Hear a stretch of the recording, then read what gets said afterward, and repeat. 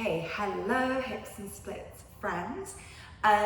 So I'm going to show you the drills that we have to do that you can take home into your practice. Now in the description or caption or whatever it is beneath, I'll tell you kind of what I would recommend for them and maybe how often. But for this, I will just show you the drills that we'll do. I'm not going to do them thousands of times. I'm just going to demonstrate them so that you know what's going on with them.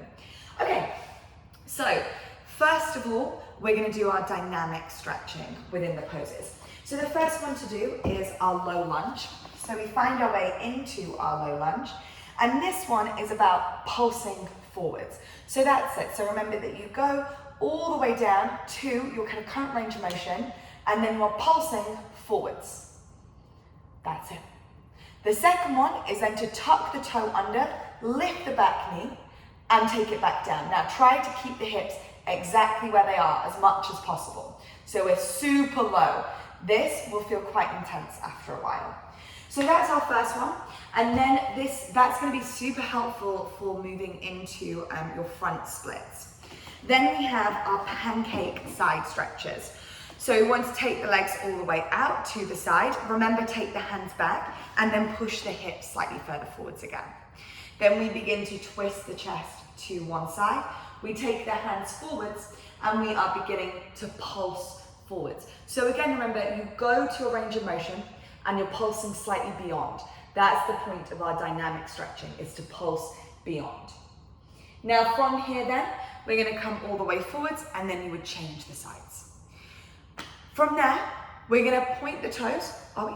No, we're flexing toes. We're flexing the feet and we're going to rock the knees slightly towards each other. Then we're going to take the hands forwards. This takes a nice amount of control. You can take the hands down too, and we are pulsing forwards from here. You may be able to go a lot further than that, a lot lower. My hamstrings are still feeling slightly dodgy, so that is why I am not. So go to the range that works for you. Maybe really far forwards. If you do end up getting really far forwards, you can also then start to put your feet onto blocks to go even further from there.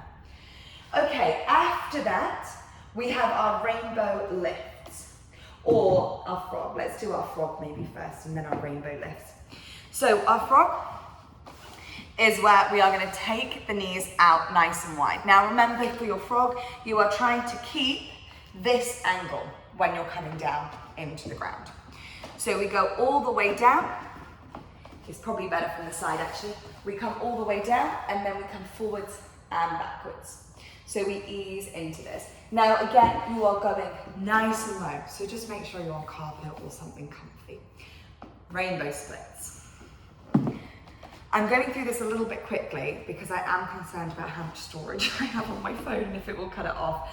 Hopefully not, but I really have no idea. So I just want to make sure that we do get through it.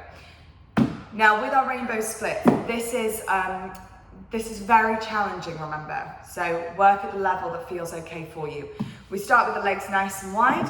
You can take them a little bit closer together too. And we have a block. You can use whatever's accessible to you. We just want to start to make it higher. So it's fine if you don't have a block, just keep using books or whatever you have around. Or like tins and things like that, that can be helpful. We take the hands behind, a little bit easier. We are aiming to end up in front. We're also aiming for this lift through the chest, slightly forwards. Then from here, straight leg, we lift it up and over. Oh, taught 7 classes today and I can feel it. So we do one side, then maybe we make it higher and maybe we make it higher still. Now from here, if it feels okay, you could also try to do it with both legs. Up and over, both legs back. If you keep practicing that, you will get really strong. I need to keep practicing that too. So that's our main kind of drills within your dynamic stretching.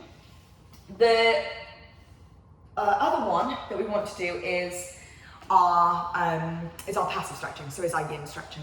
This is what we didn't cover the other day, but essentially we would just be holding it for a while. You can definitely just do it at home. It would have been nice and cozy, so I do apologize for that. But at the same time, I just wanted to prioritize what you needed me kind of there for. So with our yin, first one is our straddle. Legs are nice and floppy, and all we're doing is folding forwards. Use anything if you would like. You can also do this without any props too. Then from here, we have our dangle.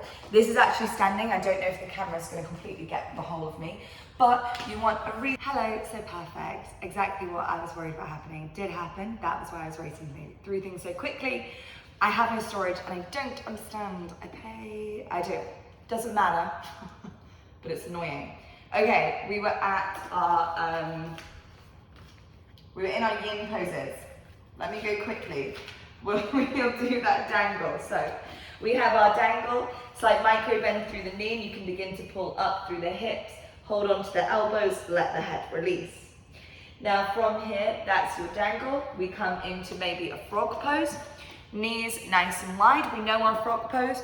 We send the chest down. From there, we can find our way into our square, shoelace and pigeon. Square pose, ankle on top of the knee on top of the ankle, flex the feet, and we're here. Now, you may be lifted, that's okay. You can either hold that or you can put any bits and bobs that you need to make this a bit more comfortable. If it feels okay, we fold forwards. Shoelace we find from here, we are trying to take the knees on top of each other. Now you may find that the feet come closer towards the hips. We try, if it feels okay, to walk the feet further forwards and maybe also to fold forwards in your shoelace. Some people love this pose, some people hate this pose. It's fine either way. Pigeon pose, we know our pigeon.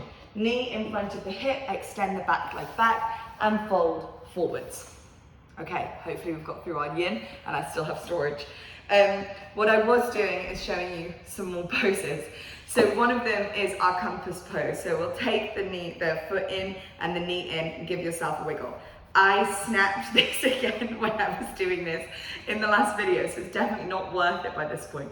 I'm taking my arm through the leg and I'm holding onto that ankle. I am very much going to do this with a belt because I want to take care of my hamstring, but you would hold onto the foot with the hand and extend the head through.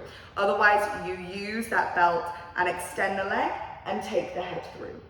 So what you find is that you end up holding the foot and lifting up and over. But I want to be very careful with myself today. Janu Shasana, we would take the foot in, we place that foot into the hip crease, and we take the right arm, or the arm that's near the knee, and we take it all the way around the body. Then we see, can we hold onto the foot? I promise you, you will be able to do this. Believe in yourself that you can take hold of that foot. If not, grab your belt. But if you have a half lotus in your practice, you can do it. This is accessible to you. And then from here, we fold forwards. This is a really good one for starting to work into your lotus pose and for practicing that a lot more. So I'd really recommend this anytime you do Janu Shasana in class. I'd recommend to maybe practice that option within it. Okay, that's all of it. Let's see if this storage works. I'm gonna have to figure this out because I want to do more videos and this is not happening. Okay, love you loads. I'm gonna put on all the description and the caption, everything, what you should be doing, all the recommendations, all of that into the description. This will be with you. Hopefully it is Monday right now. This will be with you then. Thank you. All the yogi love and light. Enjoy the hips and splits.